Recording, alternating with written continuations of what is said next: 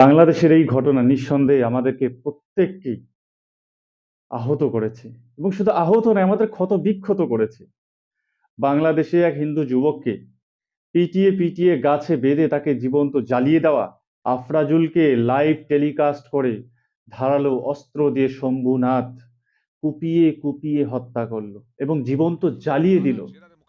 কিন্তু তারপরেও এক শ্রেণীর মানুষ উল্লাসে আহ্লাদে পুরো আটখানা হয়েছিল, কারণ একটা মুসলিমকে মেরেছে বলে। আর এই ধর্মীয় উন্মাদনা যখন সোশ্যাল মিডিয়ায় ভাইরাল হতে থাকে, তখন মানুষের মধ্যে, সে হিন্দু হোক বা মুসলিম, একটা বৈরিতা, একটা শত্রুতা, নিজেদের মনে ঘৃণা, অপরের প্রতি প্রতিহিংসা, হিংসার পরিবর্তে প্রতিহিংসার জন্ম নেয়।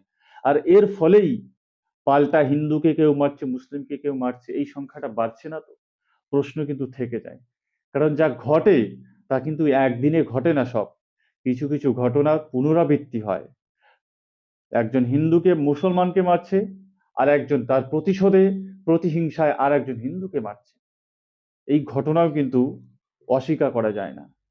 বাংলাদেশের এই ঘটনা নিঃসন্দেহে আমাদেরকে প্রত্যেককেই আহত করেছে এবং শুধু আহত নয়, আমাদের ক্ষত বিক্ষত করেছে।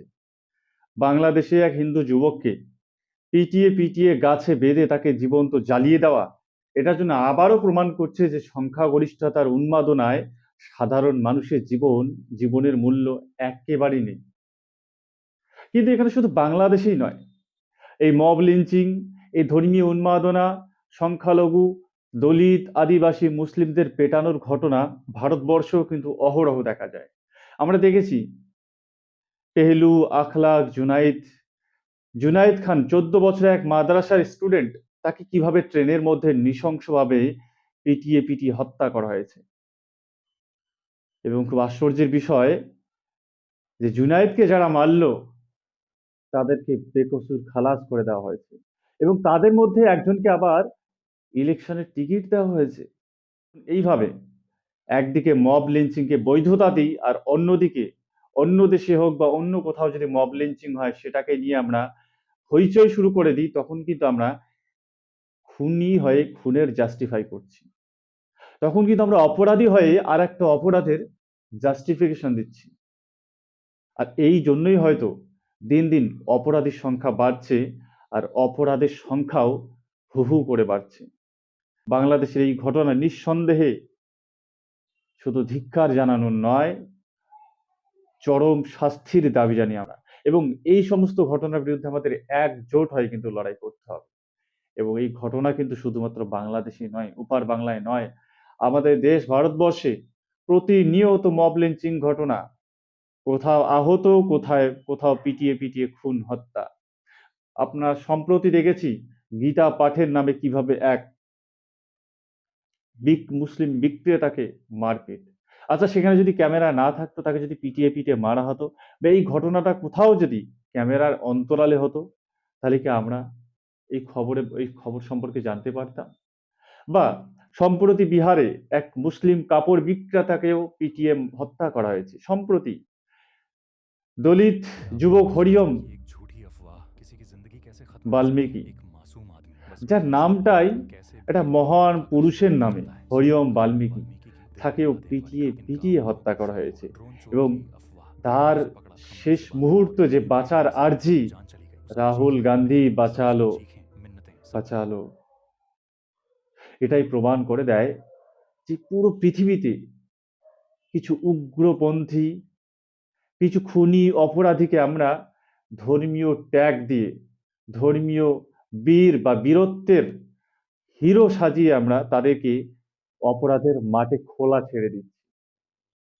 যাদেরকে জেলে সেলে থাকা উচিত ছিল, তাদেরকে আমরা ধর্মীয় ট্যাগ দিয়ে ধর্ম বাঁচানোর সেনাপতি ভেবে তাদেরকে আমরা ওপেন লাইসেন্স দিচ্ছি। আর এই জন্যই হয়তো মব লিঞ্চিং, ঘৃণা, বিদ্বেষ একের পর এক বেড়েই চলেছে। আমি ব্যালেন্স করছি না, এটা বর্তমান বিশ্বের ছবি, এটা বর্তমান ভারতবর্ষে তার প্রতিবেশী দেশ বাংলাদেশের ছবি, যেখানে একজন হিন্দু যুবককে মারতে দেখলে কিছু মানুষের সমস্যা, কিন্তু সেই মানুষই যখন আবার কোনো মুসলিম যুবককে মারে বা মারতে দেখে আহ্লাদিত হয়, খুশিতে আত্মহারা হয়, তখন কিন্তু প্রশ্ন উঠবেই যে এক খুন ৭ খুনকে ঢাকতে গিয়ে আর এক খুনের জাস্টিফিকেশন হতে পারে না। সে হরিওম বাল্মীকি, পেহেলু, মোহাম্মদ আখলাক, জুনায়েদ, আফরাজুল, যাদের ভিডিও আমরা প্রত্যেকে দেখেছি, এবং মানুষ হিসাবে, এবং যদি নিজেকে ধার্মিক কেউ মনে করেন, তাহলে যে কেউ লজ্জিত হতে পারেন, যে কেউই শিহরিত হবেন এই রকম নৃশংস মব লিঞ্চিং এর ঘটনা দেখে। এবং দেখা গেছে এক এক দিন, এক সপ্তাহে 12টা মব লিঞ্চিং হয়েছে এই দেশে, আমাদের দেশে, এক সপ্তাহে। কিন্তু তা নিয়ে তো চর্চা হয় না। কোনো হিন্দু যুবককে মেরেছে মুসলিম বলে চর্চা হবে, বা কোনো মুসলিমকে কোনো হিন্দু একদল যুবক মেরেছে বলেই শুধু চর্চা হবে, আর বাকি মব লিঞ্চিং গুলো, গণপিটুনি, যাদেরকে পিটিয়ে পিটিয়ে হত্যা করা হচ্ছে, সেগুলোর কোনো বিচার হবে না, সেগুলোর সোচ্চার হবে না। অনেকেই বলছেন যে বাংলাদেশে দেখো, হিন্দুরা জাগো, ভারতবর্ষে হিন্দুরা একজোট হও, নাহলে তোমাদেরও অবস্থা সেম হবে।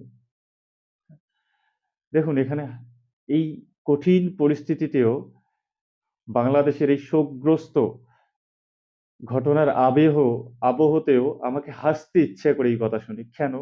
কারণ যারা বলছে হিন্দু রাষ্ট্র করবে, হিন্দুরা জাগো জাগো, তারা কিন্তু অলরেডি যে পরিমাণে মুসলিমদেরকে মারছে ল্যাম্প পোস্টে, বা মুসলিম বোরখা পরিহিতা মেয়েদের বোরখা ধরে টানছে, তাদেরকে, একটা মুসলিম স্টুডেন্টকে, ছাত্রীকে ঘিরে জয় শ্রীরামের স্লোগান দিয়ে যে ধর্মীয় পরিচয় দিচ্ছে, এটা তো অন্ততপক্ষে সনাতন ধর্মের পরিচয় নয়। এবং বাংলাদেশের যুবকেরা যারা গাছে বেঁধে হিন্দু যুবককে পেঠালো, তারাও কোন ধর্মের পরিচয় দিয়ে বা কোন ধর্মের অজুহাতে মারছে, সেটাও কিন্তু বড় প্রশ্নের বিষয়। সব মিলিয়ে পৃথিবী জুড়ে যে উন্মাদনা, একদল উগ্রপন্থার জন্ম, আর মিডিয়ার ভুল খবর, মিথ্যে খবর বা প্ররোচনামূলক খবর, উদ্দেশ্য প্রণোদিত ঘৃণার পরিবেশ সৃষ্টির যে খবর, তাও কিন্তু সমানভাবে দায়ী। কারণ আজকাল সোশ্যাল মিডিয়া এমন একটা মাধ্যম, যেখানে মানুষ প্রতিনিয়ত বিচরণ করে। তারা ভিডিও স্ক্রল আপ ডাউন করতে করতে এমন ভিডিও দেখে ফেলে, যেটা মিথ্যে হলেও মানুষের মনে এক গভীর ক্ষতের সৃষ্টি করে, এক গভীর দাগ সৃষ্টি করে। আর সেই গভীর দাগ ক্ষত থেকেই জন্ম নেয় কখনো হিংসা বা প্রতিহিংসা। আর সেই প্রতিহিংসাই হয়তো কখনো কোথাও গণপিটুনি বা মব লিঞ্চিং এর আকারে প্রকাশিত হয়। এটা কিন্তু অস্বীকার করা যায় না।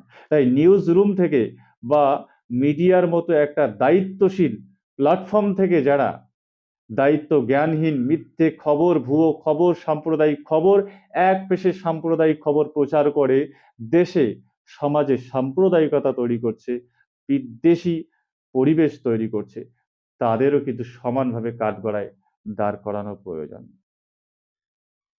আজ বাংলাদেশ থেকে ভারতবর্ষ, পৃথিবীর কোনায় কোনায় এটা প্রমাণিত হয়েছে যে যেখানেই সংখ্যালঘু, অর্থাৎ সংখ্যায় অল্প মানুষেরা রয়েছে, সেখানেই সংখ্যাগরিষ্ঠতার বলে সংখ্যাগরিষ্ঠ মানুষেরা কিন্তু তাদের অত্যাচার করেছে, অত্যাচার করছে।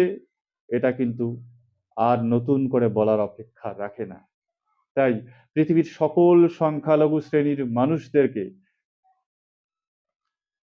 সেই দেশের বা সংশ্লিষ্ট যারা আইন রক্ষক আছেন, তাদের কিন্তু এই নিশ্চয়তা দিতে হবে যে সংখ্যালঘু, দলিত, আদিবাসী, মুসলিম, বা যে দেশে হিন্দুরা, খ্রিস্টানরা সংখ্যালঘু, সেই সংখ্যালঘুদের সুরক্ষা কিন্তু নিশ্চিত করতে হবে। এবং আপামর মানুষের মধ্যে এই সচেতনতা, জনসচেতনতা গড়ে তুলতে হবে, যাতে মানুষ আর মানুষের পরিচয় দেখে কাউকে, নিরীহ মানুষকে হত্যা না করতে উদ্ধত হয়। মুসলিম হওয়ার অপরাধে, কেবলমাত্র গোমাংস রাখার সন্দেহে, বা কেবলমাত্র হিন্দু হওয়ার সন্দেহে, বা চুরি বা ডাকাতির সন্দেহে যেন কাউকে হত্যার শিকার না হতে হয়। আমরা আশা করি এক সুন্দর পৃথিবী গড়তে গেলে কিন্তু যারা এই সাম্প্রদায়িক ঘৃণা বিদ্বেষ ছড়াতে হচ্ছে, আগে তাদের এই ঘৃণা বিদ্বেষ থেকে বেরিয়ে আসতে হবে।